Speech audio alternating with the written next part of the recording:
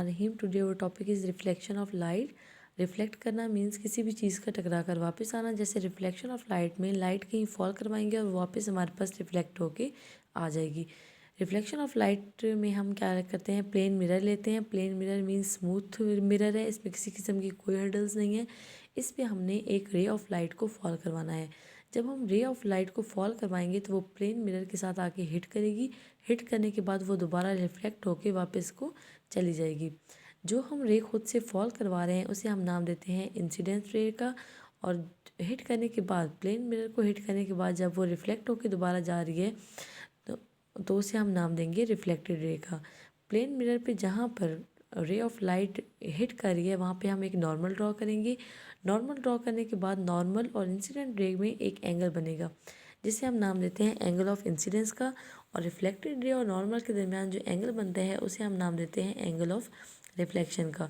Angle of reflection को हम are से डिनोट करते हैं और एंगल ऑफ इंसिडेंस को हम आई से डिनोट करते हैं।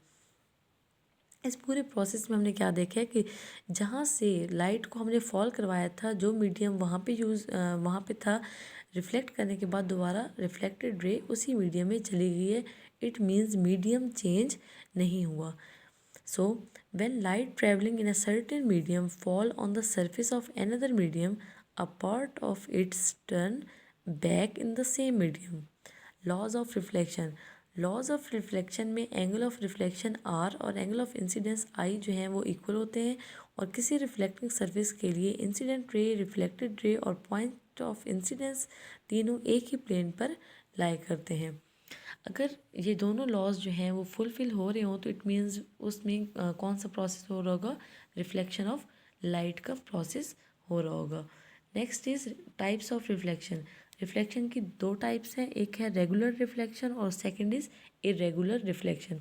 नाम से भी जाहिर है, रेगुलर मीन वो एक स्मूथली होंगी और इरेगुलर मीन वो स्मूथली नहीं होंगी। रेगुलर में जो हम प्लेन सरफेस लेते हैं या प्लेन मिरर लेते हैं वो बिल्कुल स्मूथ होता है, बिल्कुल स्ट्रेट होता है। इसमें किसी किस्म की कोई हर्डल्स नहीं होती। इट मीन्स अगर उस मिरर को हम माइक्रोस्कोप की मदद से भी देखते हैं तो उसमें भी कोई हर्डल्स नहीं होती, वो बिल्कुल प्लेन होता है। जब हम उस पर लाइट को फॉल करवाएंगे तो वो स्मूथली जो है वो रिफ्लेक्ट होके वापस को चली जाएगी। इसमें किसी किस्म की इरेगुलरिटी नहीं होगी, वो एक रेगुलर शेप देंगी जैसी शेप में दिखाया गया है। नेक्स्ट हमारे पास शेप है irregular reflection. Irregular reflection name से भी ज़ाहिर है, इरेगुलर मीन्स वो रेगुलर नहीं होगी। इट मीन्स इसमें जो सरफेस ली हुई है, मिरर लिया हुआ है, प्लेन मिरर, वो स्मूथ नहीं है, बिल्कुल वो रफ़ सरफेस है। रफ़ सरफेस मीन अगर हम उसे माइक्रोस्कोप की मदद से देखते हैं तो उसमें हमारे पास हर्डल्स जो हैं वो हमें दिखाई देते हैं। जब इंसिडेंट रे हम फॉल करवाएंगे तो वो दोबारा रिफ्लेक्ट होके स्मूथली नहीं होंगी, आगे पीछे कहीं पे रिफ्लेक्ट हो रही होंगी, तो उसे हम क्या नाम देते हैं, इरेगुलर रिफ्लेक्शन।